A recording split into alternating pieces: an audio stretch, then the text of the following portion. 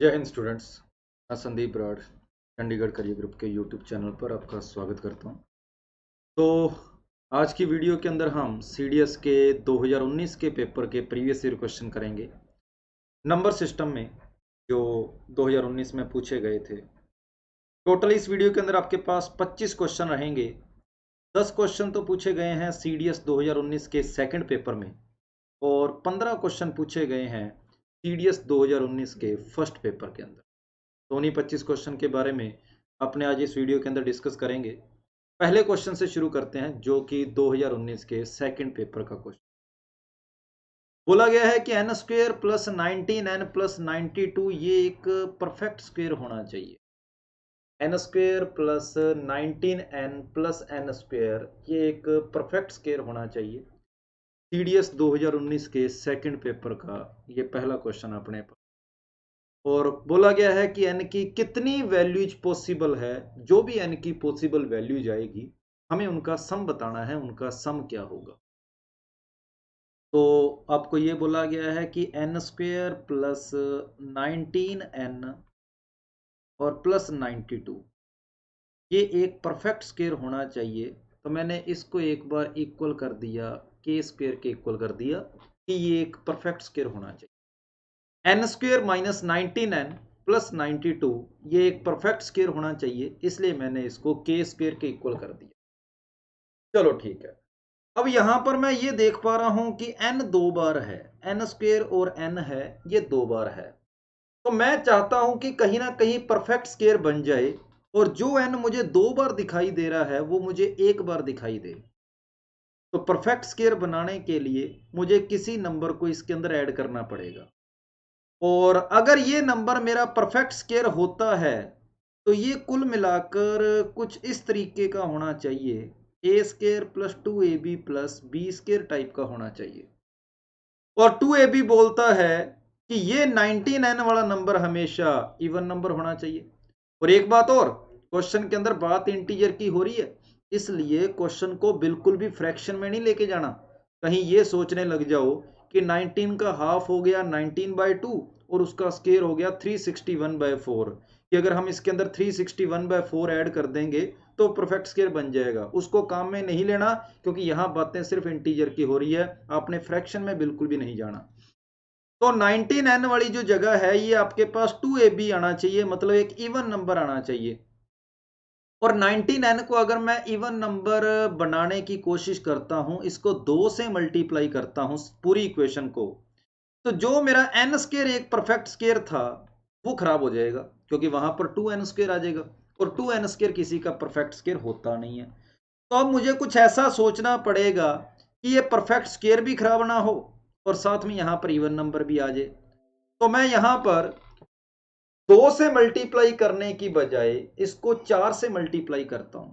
और जब मैं इसको 4 से मल्टीप्लाई करूंगा तो ये इक्वेशन कुछ इस तरीके से हो जाएगी। लो भी, n का कोफिशिएंट एक परफेक्ट स्क्वायर भी आ गया और साथ में क्या हुआ, आपके पास n का कोफिशिएंट एक इवन नंबर भी आ गया और ये परफेक्ट स्क्वायर का परफेक्ट स्क्वायर पड़ा ही है। बिल्कुल ठीक बात है।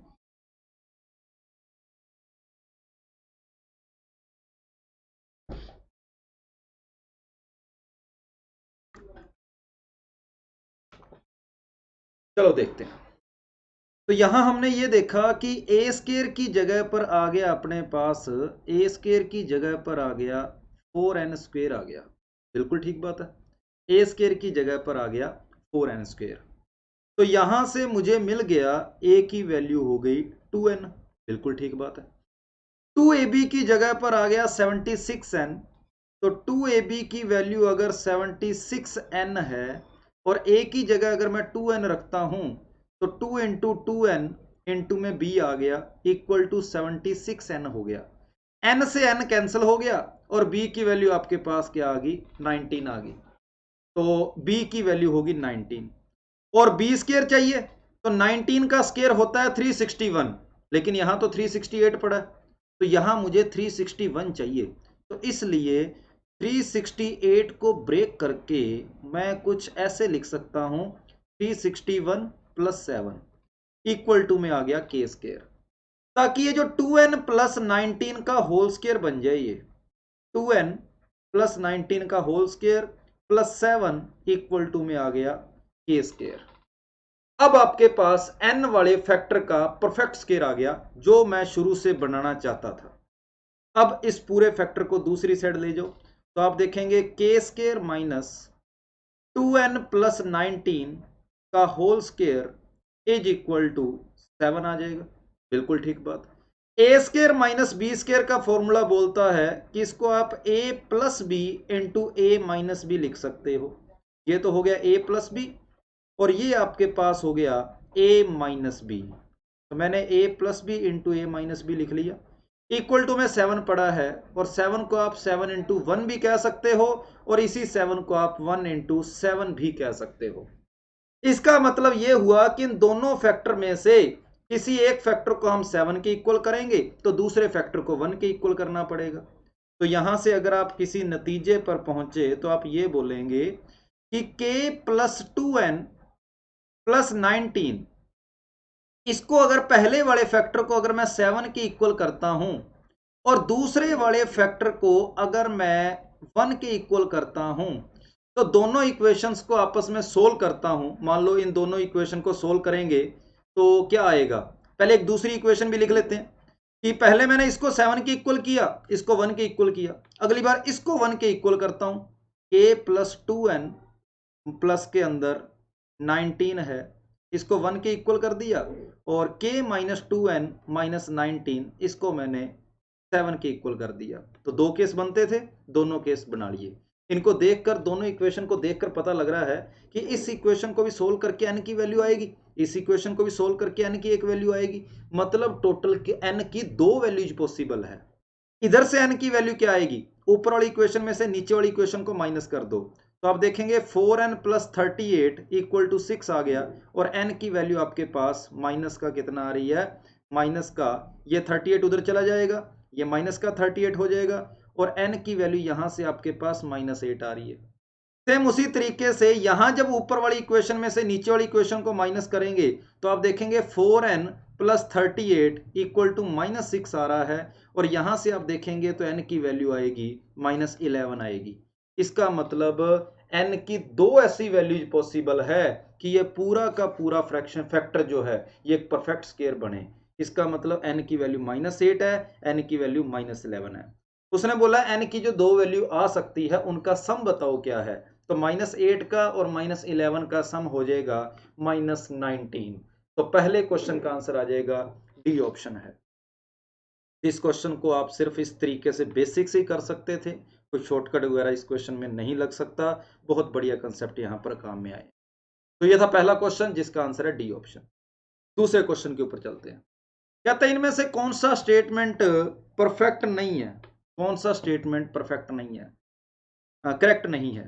पहला option 1 is neither prime nor composite, ये बिल्कुल सही है। 0 कहता है नीदर पॉजिटिव नॉर नेगेटिव, फिलहाल ये भी ठीक लग रहा है। √2 एक इर्रेशनल नंबर होता है, ये भी ठीक है। P इंटू क्यू अगर इवन है तो कहता है P एंड Q दोनों की इवन होना जरूरी है, ये बात गलत है। अगर दो नंबरों का प्रोडक्ट अगर इवन नंबर है ना तो दोनों का इवन होना जरूरी नहीं है। दोनों में से अगर एक इवन हो जाए तब भी उनका प्रोडक्ट इवन हो सकता है। तो थर्ड स्टेटमेंट यहां पर पूरी तरीके से गलत है। अगर यहां पर मान लो थर्ड स्टेटमेंट की जगह पर पूरा का पूरा अगर ये स्टेटमेंट सही दिया होता, इसकी जगह पर थर्ड स्टेटमेंट की जगह पर आपको कोई स्टेटमेंट सही दे देता, फिर मैं तीसरे ऑप्शन की बजाय फिर मैं दूसरे ऑप्शन के बारे में सोच सकता हूं। क्योंकि 0 जो है, 0 एक बहस का मुद्दा है। 0 इसने बोला है कि ना ही पॉजिटिव है ना ही अच्छा पॉजिटिव नेगेटिव बोला, सॉरी इवन और ओड नहीं बोला। तो 0 बिल्कुल सही बात है, ना ही पॉजिटिव है ना ही नेगेटिव है। तो दूसरा स्टेटमेंट तो बिल्कुल सही है। तो यहाँ सिर्फ और सिर्फ तीसरा स्टेटमेंट ही गलत है यहाँ पर। चलो ये दूसरा क्वेश्चन हो गया। तीसरे क्वेश्चन के ऊपर चलते हैं। कहता है how many pairs of natural number are there such that difference of their square is 35। दो नंबरों के स्क्वायर का डिफरेंस 35 है, कितने पेयर पॉसिबल। तो ए स्क्वायर माइनस बी स्क्वायर को आप 35 को क्या लिख सकते हो, ए स्क्वायर माइनस बी स्क्वायर को लिख सकते हो ए plus b into a minus B. 35 के क्या क्या फैक्टर हो सकते हैं, 1 इंटू 35, 5 इंटू 7, 7 इंटू 5 और 35 इंटू में 1 आ सकता है। तो जब आप पहले फैक्टर को काम में लेंगे ए प्लस बी को ए प्लस ने बोला how many pairs of natural number are possible, natural number आना चाहिए, ए और बी दोनों नेचुरल नंबर होने चाहिए। तो ए और ए प्लस बी को 1 कर दिया, ए माइनस बी को आपने कर दिया कितना कर दिया 35 कर दिया। तो ऊपर वाली इक्वेशन में से नीचे वाली इक्वेशन को अगर माइनस करोगे तो 2b की वैल्यू -34 आ गई, बी की वैल्यू आपके पास नेगेटिव आ गई। तो पहला केस आपका नहीं हो सकता। उसी तरीके से दूसरा केस भी नहीं हो सकता, क्योंकि यहां पर भी वैल्यू आपको क्या मिलेगी, नेगेटिव मिलेगी। या फिर आसान शब्दों में आप ये कह सकते हो, जब दो नेचुरल नंबरों की बात की जाए तो a प्लस बी और a माइनस बी में बड़ा कौन होगा, a प्लस बी ही तो बड़ा होएगा, a माइनस बी छोटा होएगा। क्योंकि दो नेचुरल नंबर को ऐड करेंगे और दो नेचुरल नंबर को माइनस करेंगे तो ऐड वाला पोर्शन हमेशा बड़ा आएगा। इसका मतलब प्लस वाले फैक्टर को आपने बड़े के बराबर करना है 7 के। a प्लस बी बराबर अगर 7 है तो a माइनस बी बराबर क्या होएगा, 5 होएगा। तो यहां से आपके पास a की वैल्यू 6 आ गई, b की वैल्यू 1 आ गई। उसी तरीके से a प्लस बी को आपने अगर 35 के बराबर किया है तो a माइनस बी को आप 1 के बराबर करोगे और इन दोनों इक्वेशन को सोल्व करने पर a की वैल्यू 18 आ जाएगी और b की वैल्यू 17 आ जाएगी। तो उसने पूछा कितने पेयर पॉसिबल है, तो ऐसे सिर्फ दो ही पेयर पॉसिबल है, एक 6 और 1 का और एक 18 और 17 का। तो आपका आंसर आ जाएगा बी ऑप्शन हो जाएगा। चौथे क्वेश्चन की ओर चलते हैं। कहता है इसके अंदर यूनिट प्लेस बताओ, यूनिट डिजिट क्या होगा। तो 3 का रूल क्या बोलता है, पावर को 4 से डिवाइड करके रिमाइंडर चेक करो। पावर को 4 से डिवाइड करेंगे रिमाइंडर 2 आएगा, तो 3 की पावर 2 यूनिट डिजिट हो गया 9। यहां पर 4 से डिवाइड करोगे एक रिमाइंडर आएगा, तो 3 की पावर 1 आपके पास आ जाएगा 3। तो यूनिट डिजिट इस क्वेश्चन का 6 बनेगा। पांचवा क्वेश्चन कहता है इसके अंदर बताओ 10 की पावर n से डिवाइड करना है, तो बताओ n की लार्जेस्ट वैल्यू क्या होगी। तो कुल मिलाकर मुझे जीरो चेक करनी है कि इसके प्रोडक्ट में कितनी जीरो आएगी। तो जीरो लाने का काम कौन करता है, 2 की पावर 2 हो और 5 हो। तो 2 की पावर कितनी है, यहां पर 2 की पावर है, इसके अंदर छुपा हुआ है 2 और 2 की पावर आ गई 23। यहां कोई 2 की पावर नहीं है, यहां कोई 2 की पावर नहीं है, मतलब पूरे एक्सप्रेशन के अंदर 2 की पावर आपके पास 23 है। और जब आप 5 की बात करेंगे तो यहां 5 है नहीं, इसके अंदर 5 दो बार है, और 5 अगर दो बार है और 5 की पावर 9 है तो यहां से टोटल आपको 18 बार 5 मिलेगा। प्लस यहां पर भी आपके पास एक बार 5 है और उसका स्केयर मतलब 2 बार 5 हो गया। तो 2 आपके पास है 23 बार और 5 आपके पास है 20 बार। तो कितने पेयर बनेंगे, 2 और 5 को लेकर टोटल 20 पेयर बनेंगे। मतलब ये हुआ कि यहां पर 10 की पावर 20 से आप इसको डिवाइड कर सकते। तो ये था पांचवा क्वेश्चन, ये बिल्कुल आसान क्वेश्चन बोला जाएगा, इसका आंसर ए ऑप्शन है। छठा क्वेश्चन क्या कह रहा है, बोला गया है कि इनमें से कौन सा स्टेटमेंट करेक्ट है। कहता है रूट 75 एक रैशनल नंबर है, रूट 75 को आप लिख सकते हो 5 रूट 3 लिख सकते हो, ये तो इररेशनल नंबर हो गया, पहला स्टेटमेंट गलत है। दूसरा स्टेटमेंट कह रहा है there exist at least a positive integer, एक कम से कम एक इंटीजर ऐसा जरूर है जो इस बात को सेटिस्फाई करे, जो इस बात को सेटिस्फाई करे, दुनिया में एक इंटीजर ऐसा जरूर है। तो जब मैं माइनस से दोनों साइड मल्टीप्लाई करता हूं तो मैं देखता हूं इनक्वालिटी बदल जाती है। तो क्रॉस मल्टीप्लाई किया तो 32x ग्रेटर देन 35 हो गया, तो x ग्रेटर देन 35 बटा में 32 आ गया। मतलब x की जगह पर आप इस 35/32 जो कि लगभग 1 के बराबर होता है, उससे बड़ा कोई भी इंटीजर ले लो, ये इनक्वालिटी आपकी हमेशा सही रहेगी। चाहे x की जगह 2 ले लो, चाहे 3 ले लो, चाहे 4 ले लो, 35/32 से बड़ा कोई भी नंबर ले लो। उसने बोला कम से कम एक नंबर पॉजिटिव ऐसा जरूर पॉसिबल है जिसके लिए इनक्वालिटी सही है। तो ऐसे तो बहुत सारे नंबर है, मतलब बिल्कुल ठीक बोल रहा है, पहला सेकंड स्टेटमेंट आपका सही है। उसने बोला कम से कम एक पॉजिटिव नंबर जरूर है, अपने पास तो बथेरे हैं, इसलिए अपना सेकंड स्टेटमेंट सही हो जाएगा। उसके बाद x minus 2/x is less than 1, कहता है ये हमेशा लेस देन 1 होगा, चाहे x कुछ मर्जी रखो। इसको भी चेक कर लेते हैं, ये हमेशा वो बोल रहा है लेस देन 1 होएगा, इसको इधर ले जाओ। x minus 2/x minus 1 is less than 0, x एल्सियम लेंगे तो ऊपर बनेगा x माइनस 2 माइनस x, ये लेस देन 0, x से x कट गया। तो आप देख पा रहे हैं कि -2/x वो कह रहा है हमेशा नेगेटिव आएगा, ये बात गलत होगी। अगर आप x कोई भी नेगेटिव नंबर रख दोगे ना, x कोई भी नेगेटिव नंबर रख दोगे तो ये वाली साइड आपको 0 से बड़ी मिलेगी, इसलिए तीसरा स्टेटमेंट आपका क्या है, गलत है। और इसको कह रहा है p/q की फॉर्म में लिख सकते हैं, बिल्कुल ठीक बात है। आप देख पा रहे हैं 23 23 23 23 बार बार रिपीट हो रहा है, मतलब 23 के ऊपर बार लगाते हैं, और बार वाले नंबर हमेशा आपके पास क्या होते हैं, p/q की फॉर्म में होते हैं। चौथा स्टेटमेंट आपका सही है। तो इस क्वेश्चन का आंसर हो जाएगा डी ऑप्शन, कि सेकंड और फोर्थ दोनों स्टेटमेंट सही है। क्वेश्चन नंबर 7 की ओर चलते हैं। कहता है एक्स ए स्मॉलेस्ट पॉजिटिव इंटीजर है जिसको 14 से डिवाइड करने पर हमेशा 7 रिमाइंडर आए। तो 14 से डिवाइड करने पर मतलब 14 की टेबल से 7 ज्यादा। आप कौन कौन से नंबरों को जानते हो? 14 में एक बार 14 और 14 और 7 21। 14 इंटू 2 28 होता है, 28 में 7 ज्यादा 35। 14 इंटू 3 42, 42 में 7 ज्यादा 49। 14 में 4 ज्यादा 56, 56 में 7 ज्यादा 63, वगैरह वगैरह चलता जाएगा। फिर कह रहा है 15 से डिवाइड करने पर 5 रिमाइंडर आना चाहिए। क्या 21 के अंदर ऐसा होता है कि 15 से डिवाइड करो और 5 रिमाइंडर आए? गलत बात। क्या 35 के अंदर ऐसा होता है कि 15 से डिवाइड करे 5 रिमाइंडर आए? बिल्कुल सही बात है। मतलब जिस एक्स की बात कर रहा है ना क्वेश्चन वाला, वो एक्स अपना 35 है, और 35 कौन से ऑप्शन में आएगा? बी ऑप्शन में आएगा। तो क्वेश्चन नंबर 7 का आंसर हो जाएगा बी ऑप्शन।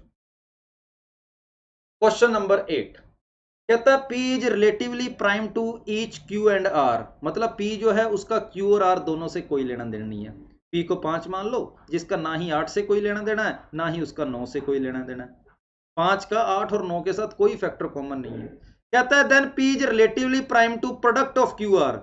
तो इन दोनों का अगर 8 और 9 का प्रोडक्ट कर दोगे, प्रोडक्ट करोगे 72 आएगा। तो क्या 5 का 72 के साथ कोई रिलेशन होगा? बिल्कुल भी नहीं होगा। 72 के अंदर भी 5 का कोई फैक्टर नहीं आएगा। 72 के अंदर 5 का फैक्टर तब आता है ना जब 8 और 9 में से कहीं एक आधा 5 फैक्टर पड़ा होता। तो इसलिए पहला स्टेटमेंट आपका क्या हो गया? गलत हो गया। फिर वो बोल रहा है P divide the product of QR। P जो है वो Q और R के प्रोडक्ट को डिवाइड करता है। तो और कहता है and if P divide Q then P must divide R। मतलब ये हो गया, कहता है अगर P उन दोनों के प्रोडक्ट को डिवाइड करता है ना, तो P पक्का दोनों को डिवाइड करना चाहिए। P तभी उनके प्रोडक्ट को डिवाइड करेगा। ये बात गलत होगी। मान लो यहां पर नंबर 12 और यहां पर 11 है, इसको आप 6 से डिवाइड करते हो, तो ये नंबर आप देखते हैं कि 6 से पूरा पूरा डिवाइड हो जाएगा। तो 6 से डिवाइड होने के लिए दोनों फैक्टर्स को, दोनों नंबरों को 6 से डिवाइड होना जरूरी थोड़ी है। दोनों में से कोई भी एक नंबर 6 से डिवाइड हो जाए, ये नंबर मेरा पूरा पूरा 6 से डिवाइड माना जाएगा। इसलिए सेकंड स्टेटमेंट भी आपके पास यहाँ पर क्या है? गलत है। तो P relatively prime to each other Q and R। P को कहता है relatively prime to the product of QR। एक second. If P is the relatively prime to each of Q and R, then P is the relatively prime to product of QR। बिल्कुल ठीक है भाई, पहला statement बिल्कुल ठीक है, उसके अंदर कोई गलती नहीं है। Second statement, if P divides the product QR and if P divide Q then P must divide R। ये बात गलत होगी थी। तो इस क्वेश्चन का आंसर हो जाएगा ओनली 1 आ जाएगा। तो क्वेश्चन नंबर 8 का आंसर हो जाएगा A option. Question number 9, when n is divided by 17 the quotient is equal to 182। इसका मतलब n जो है ना वो मेरा 182 इंटू 17 है। The difference between the quotient and the remainder is 175। Quotient और रिमाइंडर का डिफरेंस जो है वो 175 है। तो क्वेश्चन में बोला है what is the value of n। तो n की वैल्यू बताओ क्या होगी। क्वेश्चन को दोबारा पढ़ते हैं। कह रहा है when n is divided by 17 the quotient is equal to 187। the difference between the quotient and remainder is 175। तो इसको उसने बोला है quotient is equal to 187 है, और यहां पर मुझे पता है कि कोई ना कोई रिमाइंडर पड़ा होगा कि डिविडेंड इज इक्वल टू आपके पास होता है डिवाइजर इनटू में क्वोशंट प्लस में आ गया रिमाइंडर। तो ये आपके पास फिलहाल एक इक्वेशन है, ठीक है। यहां पर n आपके पास क्या है? n डिविडेंड है, n आपके पास डिविडेंड है। The difference between the quotient जो कि आपके पास 182 है and the remainder is 175। Quotient और रिमाइंडर का डिफरेंस 175 है।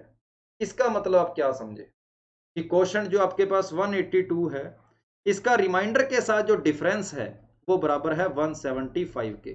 तो यहां से आप कह सकते हो कि सर रिमाइंडर की वैल्यू 7 आ गई। ये रिमाइंडर की वैल्यू 7 आप यहां उठाकर पुट कर दो, आपका आंसर आ जाएगा।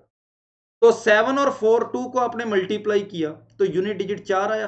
7 इंटू 2 यूनिट डिजिट 4 आया। और 4 में जब आप इस 7 को ऐड करोगे तो 4 और 7 1, यूनिट डिजिट 1 आएगा, और एक यूनिट डिजिट वाला आपके पास सिर्फ सी ऑप्शन है।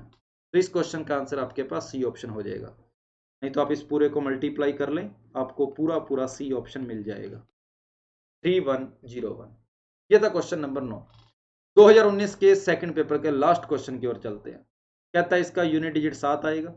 पावर को जब 4 से डिवाइड किया रिमाइंडर 2 आया, और 7 का स्क्वायर क्या होता है 49। 49 में यूनिट डिजिट 7 होता है, गलत बात।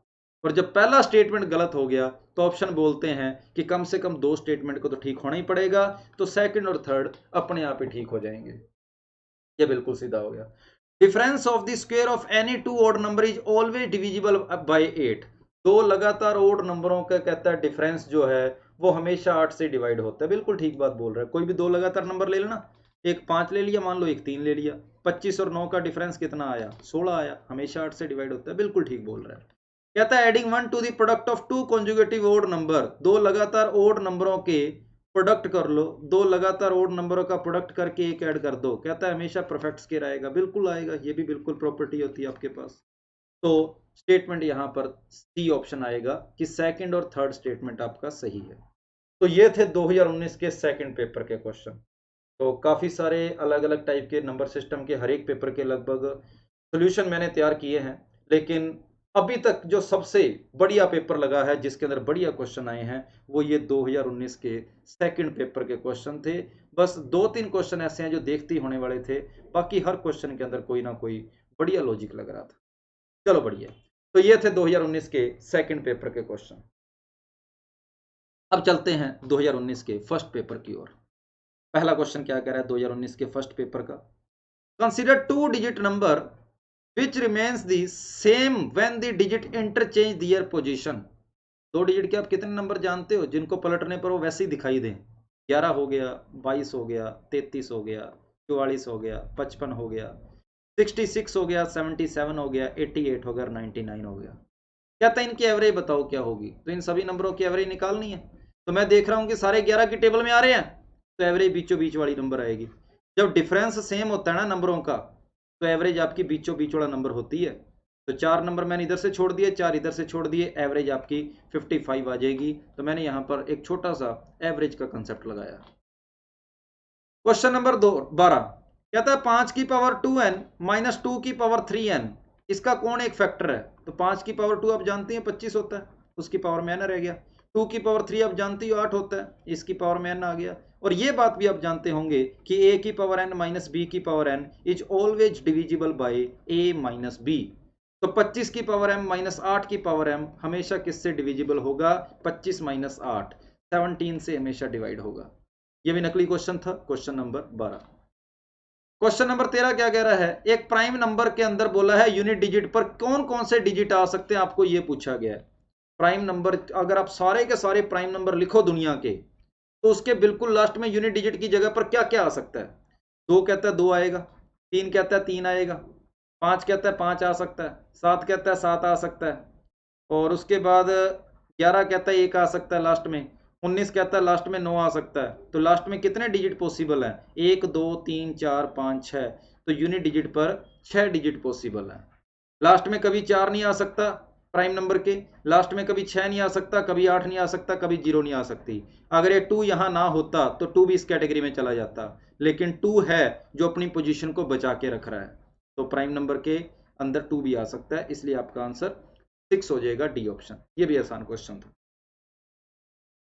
3 की पावर 521 को डिवाइड करो 8 से, रिमाइंडर बताओ क्या होगा। तो 3 की पावर 521 को 8 से डिवाइड करना है, और मैं जानता हूं कि 3 का स्क्वायर 9 होता है, और 3 का स्क्वायर 9 बनाने के लिए इसको मैं लिख रहा हूं 5 की पावर 320 प्लस 1 अपॉन में 8 आ जाएगा। और इसको लिख सकता हूं 3 की पावर 520 इंटू में आएगा 3 की पावर 1 अपॉन में आ गया 8। और 3 की पावर 520 को लिख सकता हूं मैं 9 की पावर 260 इंटू में आ गया 3 अपॉन में आ गया 8। और 9 की पावर 260 को मैं क्या लिख सकता हूं? 9 को लिख सकता हूं 8 प्लस 1, और 8 प्लस 1 की पावर 260 आ गया, इंटू में 3 पड़ा है, अपॉन में 8 आ गया। तो रिमाइंडर आएगा 1 इंटू 3, 1 इंटू 3 रिमाइंडर आ गया 3। क्वेश्चन नंबर 14 का आंसर बी ऑप्शन हो जाएगा। आसान क्वेश्चन बोला जाएगा ये भी। क्वेश्चन नंबर 15 कहता है इनमें से कौन एक इर्रेशनल नंबर है। पहले इसके बारे में पता नहीं है कि परफेक्ट स्क्वायर है या नहीं, तो इसके बारे में एक बार थोड़ी देर हम बात नहीं करते। पी बाई क्यू वाले नंबर हमेशा रैशनल नंबर होते हैं, ये तो रैशनल है। 45 45 45 45 बार बार रिपीट हो रहा है, तो ये भी पी बाई क्यू टाइप का नंबर है, ये भी रैशनल नंबर है। यहाँ पर 1 2 1 1 2 2 1 1 1 2 2 नहीं, यहाँ कोई भी बार वाला नंबर नहीं बन रहा, कोई सीक्वेंस नहीं बन रहा, मतलब ये नंबर पक्का क्या होगा, इर्रेशनल नंबर है। डी ऑप्शन आपका आंसर है। ये नंबर आपका इर्रेशनल नंबर है, क्योंकि इर्रेशनल नंबर कौन से होते हैं, नॉन टर्मिनेटिंग और नॉन रिपीटिंग नंबर। तो ये जो आपको ऊपर दे रखा है ये पक्का किसी ना किसी का क्या होगा, स्क्वायर होगा। और जहां तक मेरे को ये देखने पर लग रहा है ये होना चाहिए स्क्वायर लगभग 247 247 का बनना चाहिए, शायद कुछ ऐसा कुछ होगा, देख लेना इसको। या तो 247 होगा या 243 होगा, इन दोनों में से किसी एक का परफेक्ट स्क्वायर ये है। तो ये था question number 15। Question number 16, question number 16 के अंदर थोड़ी सी करेक्शन कर लें पहले तो। 0.53 के ऊपर पूरे के ऊपर बार है, फिर 0.5 सिर्फ 3 के ऊपर बार है, इसको सोल्व करके बताना है इनमें से क्या आएगा। तो इसको आप लिख सकते हो 53/99, और इसको आप लिख सकते हो 53 में से 5 को माइनस करेंगे 48/9 और 0 90 लिख सकते हैं। इसको सिंप्लीफाई करना है पहले, अगर ये थोड़ा बहुत कैंसिल होता है तो कैंसिल कर देते हैं। इसको 3 से कैंसिल किया 30 बार, इसको 3 से कैंसिल किया, ये आएगा आपके पास 16 बार। उसके बाद इसको यहीं पर रहने देते हैं, 16/30 बिल्कुल ठीक है। तो 53/99 प्लस आ गया आपके पास 16/30 आ गया। इनका एलसीएम आपके पास बनेगा 990, तो ये बनेगा 530 प्लस यहाँ पर 0 से 0 कैंसिल, 33 इंटू में 16 आएगा, 33 इंटू 16, तो 16 इंटू 3 48, 48 का 4 आया, और 48 और 4 आपके पास हो जाएगा 52। तो ये आपके पास बन गया 1058, जिसमें डिवाइड करना है 990 का, 990 1058 जिसमें डिवाइड करना है 990 का। अब देख लेते हैं अभी ये किसके बराबर है। 1068 में से जब आप 10 माइनस करोगे तो 1058 आएगा, बिल्कुल 1058 ही तो था, अपॉन में 990, पहला ऑप्शन बिल्कुल ठीक बैठ रहा है। क्वेश्चन नंबर 16 का आंसर आपके पास ए ऑप्शन हो जाएगा, बिल्कुल ठीक बात है। उसके बाद नेक्स्ट अपने चलते हैं क्वेश्चन नंबर 17 की ओर। कह रहा है consider the following statement in respect of two integer p और क्यू के बारे में आपके पास स्टेटमेंट है, और पी और क्यू के बारे में क्या बोला गया है, relative which are relatively prime, p और क्यू आपस में रिलेटिवली प्राइम है, मतलब उन दोनों पी और क्यू में कुछ कॉमन नहीं आना चाहिए। कह रहा है बोथ पी एंड क्यू में भी प्राइम नंबर, बिल्कुल ठीक बात है, 2 और 3 मैंने 2 प्राइम नंबर ले लिए, इनमें कुछ कॉमन नहीं आ रहा। फिर कहता है पी एंड क्यू में भी कंपोजिट, मैंने 8 और 9 ले लिया, दोनों कंपोजिट नंबर है, पर देखो दोनों में कुछ कॉमन नहीं आ रहा। कहता है उनमें से एक प्राइम और एक कंपोजिट हो, मैंने 5 और 8 ले लिया, इन दोनों में कोई कॉमन नहीं आ रहा, मतलब तीनों स्टेटमेंट सही है, यहाँ पे तीनों स्टेटमेंट सही है, आपका आंसर डी ऑप्शन हो जाए। Question number 18, n square plus 48 में क्या ऐड करें कि नंबर परफेक्ट स्क्वायर बन जाए, ये क्वेश्चन है। तो ठीक बात है, सबसे पहले तो हमारा तरीका क्या होता है, शॉर्टकट क्या होता है, इसके फैक्टर कर दो। फैक्टर हो गया सर 48 इंटू 1, 24 इंटू 2, और 16 इंटू 3, और 12 इंटू 4, और लास्ट आपके पास आ जाएगा 6 इंटू 8।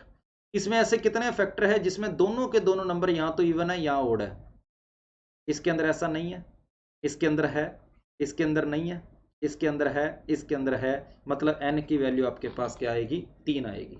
ये तो डायरेक्ट इसका शॉर्टकट हो गया।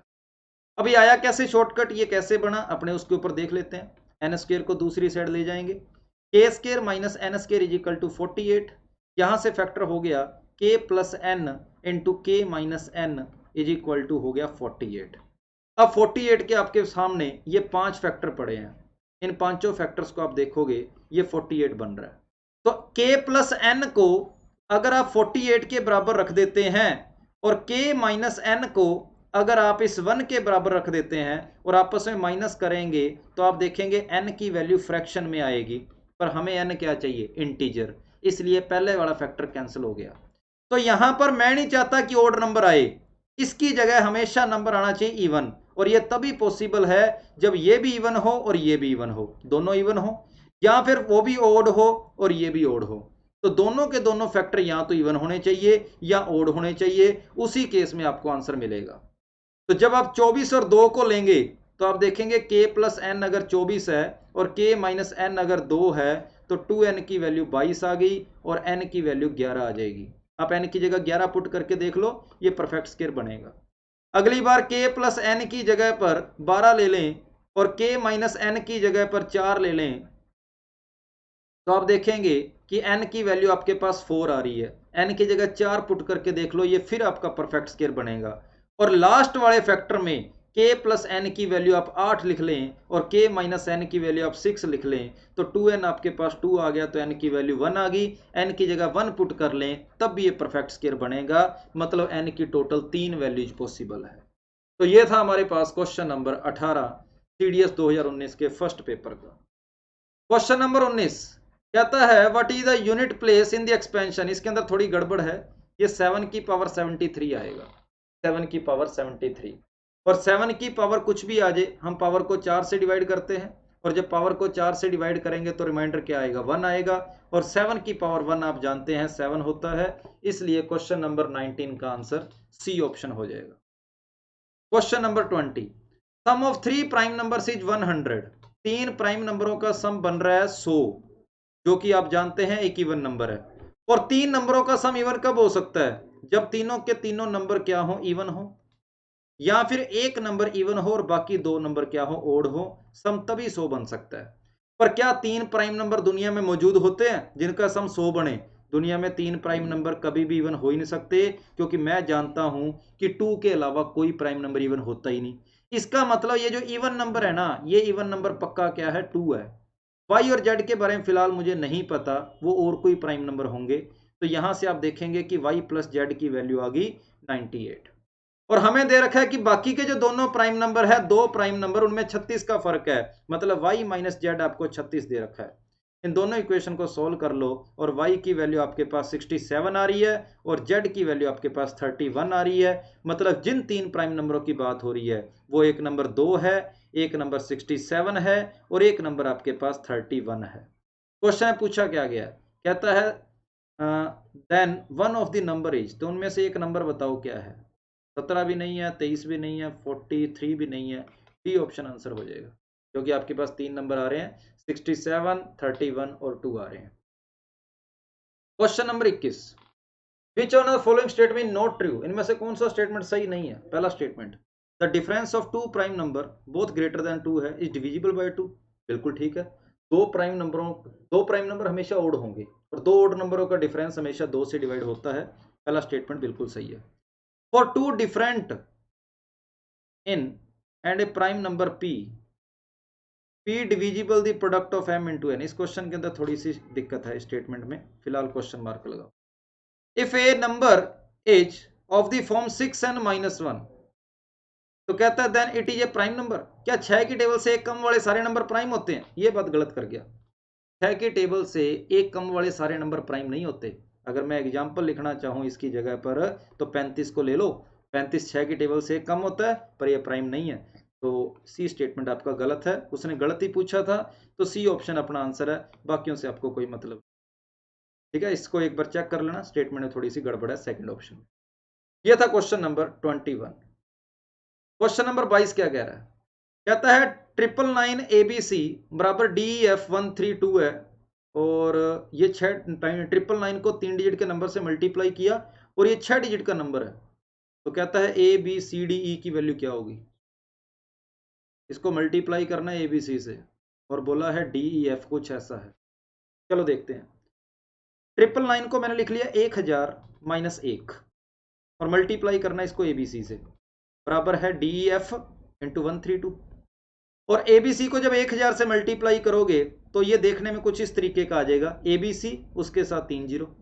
इसमें से आपने माइनस करना है ABC को, क्योंकि 1 इंटू ABC आएगा, और रिजल्ट आपके पास आ रहा है 231 DEF।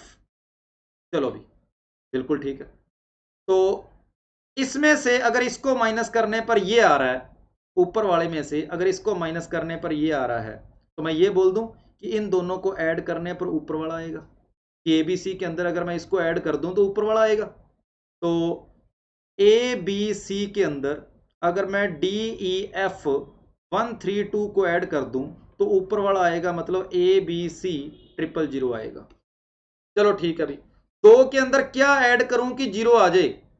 सर C को 8 होना पड़ेगा, 1 कैरी हो गया। 1 + 3 4, 4 में क्या ऐड करें कि 0 आ जाए, बी को 6 होना पड़ेगा, 1 कैरी हो गया। 1 + 1 2, 2 में क्या ऐड करें कि आपके पास 0 आ जाए, ए को 8 होना पड़ेगा, 1 कैरी हो गया। बिल्कुल सही बात है। तो 8 6 8 आएंगे लास्ट में, तो लास्ट में आपके पास जो नंबर है ए बी सी वो 8 6 8 है। 8 6 8 ये हो सकता है, ये नहीं हो सकता। 8 6 8 ये हो सकता है, ये नहीं हो सकता। लो भी आंसर आएगा सेकंड ऑप्शन में से और चौथे ऑप्शन में से। चलो उसके बाद अभी आपने बोला है कि सर सी की वैल्यू 8 है, सी की वैल्यू 8 है। 1 में क्या ऐड करें, यहां पर 1 में क्या ऐड करें कि 8 बन जाए, मतलब एफ को सर कितना होना पड़ेगा, 7 होना पड़ेगा, एफ को 7 होना पड़ेगा। तो एफ बिल्कुल लास्ट वाला 7 है, इसका मतलब आपका आंसर डी ऑप्शन है। इस क्वेश्चन का आंसर हो जाएगा डी ऑप्शन। बढ़िया क्वेश्चन था ये भी। Question number 23, how many pairs of possible कि ये नंबर डिविजिबल बाय 9 हो and it is given that last digit और नंबर इज ओड, कि इस डिजिट नंबर का लास्ट डिजिट ओड है, ये बात ही बोली गई है। चलो, how many pairs are possible in the number if the number is divisible by 9। 9 का रूल क्या बोलता है, 4 और 7 11, 11 और 9 20 और 8 28 और 6 34 और 5 39। तो 39 + a + b, ये आपका 9 की टेबल में आना चाहिए, या तो 45 आना चाहिए, या 39 + a + b, या फिर आपका 54 आना चाहिए। उससे ज़्यादा लेने का मतलब नहीं बनता, क्योंकि अगर आप इससे कोई बड़ा लोगे तो आप देखेंगे a + b का सम काफ़ी बड़ा हो जाएगा। मान लो यहाँ 63 आ गया, तो पहले केस में a + b की वैल्यू आपके पास आ गई 6, दूसरे केस में a + b की वैल्यू आपके पास आ गई 15, तीसरे केस में a + b की वैल्यू आपके पास आ गई 24, ये आ गई। अब a और b ये सिंगल डिजिट के नंबर है, दो सिंगल डिजिट के नंबर कभी 24 तो बना नहीं सकते, तो दो सिंगल डिजिट के नंबर या तो 6 बनाएंगे या 15 बनाएंगे। चलो, जब a + b 6 बनाएगा तब क्या क्या संभावनाएं हैं, उसने बोला लास्ट डिजिट जो है वो ओड होना चाहिए, तो b 1 हो सकता है, 3 हो सकता है, 5 हो सकता है। तो जब b 1 हो गया तो इसको 5 होना पड़ेगा, जब b 3 हो गया तो इसको 3 होना पड़ेगा, और जब b 5 हो गया इसको 1 होना पड़ेगा। मतलब यहां से 3 केस आए, a + b = 6 से 3 केस बने। अब अपने बात करते हैं a + b = 15 की। अगर इसको 1 लेता हूं तो इसको 14 होना पड़ेगा, जो कि पॉसिबल नहीं है। अगर इसको 3 लेता हूं इसको 11 होना पड़ेगा, ये भी पॉसिबल नहीं है। अगर इसको 5 लेता हूं, सॉरी 1 14 हो गया, और यहां पर 3 ले लिया तो इसको लेना पड़ेगा 12, ठीक है। उसके बाद जब इसको 5 लेता हूं इसको 10 लेना पड़ेगा, ये भी पॉसिबल नहीं है। इसको जब 7 लूंगा तो इसको 8 लेना पड़ेगा, ये केस पॉसिबल है। उसके बाद इसको अगर मैं 9 लूंगा तो इसको 6 लेना पड़ेगा, ये केस भी पॉसिबल है। तो दो केस आपके पास यहां से आए, 3 केस इधर से आए, 2 केस इधर से आए, तो यहां पर आपके पास इस क्वेश्चन का आंसर हो जाएगा 5 हो जाएगा। ये भी बढ़िया क्वेश्चन। क्वेश्चन नंबर 24 की ओर चलते हैं। कहता 10 की पावर बताओ कितनी बनेगी। तो ठीक है, मैं सिर्फ 5 को गिन लेता हूँ, क्योंकि इवन नंबरों की तो आप जानते हैं कभी कमी होती नहीं। तो 5 कहाँ पर है, यहाँ कोई 5 नहीं है, यहाँ नहीं है, यहाँ नहीं है, यहाँ से 3 आ गया, यहाँ नहीं है, यहाँ नहीं है, यहाँ नहीं है, यहाँ नहीं है, यहाँ से 6 आ गए, यहाँ से 12 आ गए, यहाँ से 14 आ गए, यहाँ से कुछ नहीं आएगा। 25 के अंदर 5 2 बार है, तो 15 की बजाय मुझे 30 लेना पड़ेगा। तो इनका सम क्या हो गया, 14 और 6 20, 20 और 30 50, 50 और आपके पास 15 65 आ गया। तो क्वेश्चन नंबर 24 का answer A option. Last question 25वां। रिमाइंडर क्या आएगा, 17 को आप लिख सकते हो 18 - 1 और 29, 19 को आप लिख सकते हो 18 + 1 और 29, और जब आप इसको 18 से डिवाइड करोगे तो यहाँ पर -1 रिमाइंडर, यहाँ से +1 रिमाइंडर, ओवरऑल रिमाइंडर 0 हो गया। इस क्वेश्चन का आंसर डी ऑप्शन। तो ये थे 2019 के फर्स्ट और सेकंड पेपर के 25 क्वेश्चन, और दोनों पेपरों में बढ़िया बढ़िया क्वेश्चन थे। तो आज की वीडियो में इतना ही। थैंक यू सभी को, जय हिंद।